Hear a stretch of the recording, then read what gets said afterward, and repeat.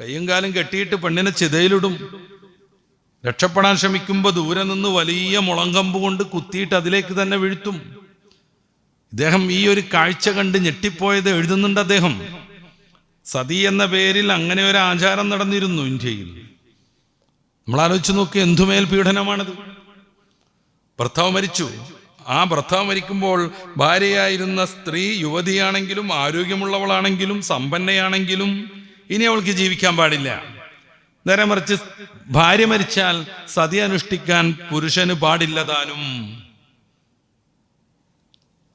ഇത്തരം നിയമങ്ങൾ വ്യാപകമായി നിലനിന്നിരുന്ന രാജ്യങ്ങൾ ഉണ്ടാകുമ്പോൾ ഹബീബായ റസൂലുള്ളാഹി സ്വല്ലല്ലാഹു അലൈഹി വസല്ലമ തങ്ങൾ പ്രഖ്യാപിച്ചു, അസ്സാഇ അലൽ അർമില, വിധവകൾക്ക് വേണ്ടി പ്രവർത്തിക്കുന്നവൻ, അധ്വാനിക്കുന്നവൻ, വൽ മിസ്കീൻ, മിസ്കീൻ പാവപ്പെട്ട ആളുകൾക്ക് വേണ്ടി അധ്വാനിക്കുന്നവനും, കൽ മുജാഹിദി ഫീ